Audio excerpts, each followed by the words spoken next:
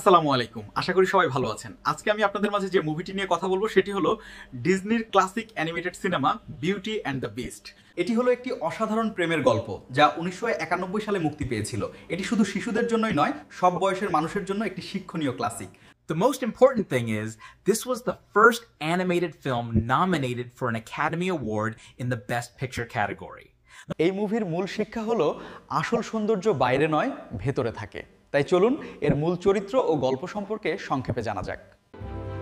এই হলো বেলে, এই ছোট্ট শহরের এক সাধারণ মেয়ে, কিন্তু তার হৃদয়ে লুকিয়েছিল এক বিশাল প্রাচীন অভিশাপ তাকে এক দানবে পরিণত করেছে।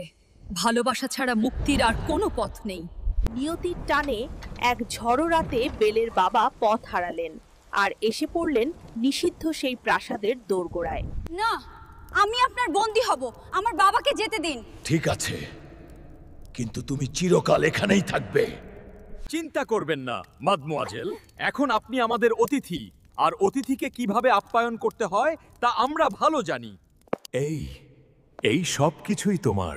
এত বই, আমি বিশ্বাস করতে পারছি না। ধন্যবাদ, ধন্যবাদ। ধীরে ধীরে তার ভয় কেটে গেল।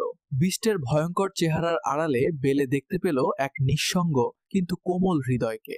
সেখানে কিছু একটা ছিল যা আগে ছিল না, এক অজানা সুর যা তাদের দুজনকে এক করে দিল। দানবটা আমাদের স্বাধীনতা কেড়ে নিতে চায়। চলো, অস্ত্র নাও, আমরা ওর দুর্গ ভেঙে গুড়িয়ে দেব।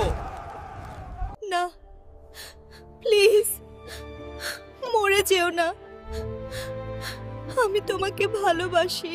এবং শেষ পাপড়িটি ঝরে পড়ার ঠিক আগে সত্যকারের ভালোবাসা অভিশাপ ভেঙে দিল। বাংলা সিনেমার অজানা গল্পগুলো সহজ ভাষায় আপনাদের জন্যই তুলে ধরি। যদি ভালো লাগে ফেসবুকে ফলো আর ইউটিউবে সাবস্ক্রাইব করে পাশে থাকুন। আপনাদের ভালোবাসাই আমার এগিয়ে যাওয়ার শক্তি।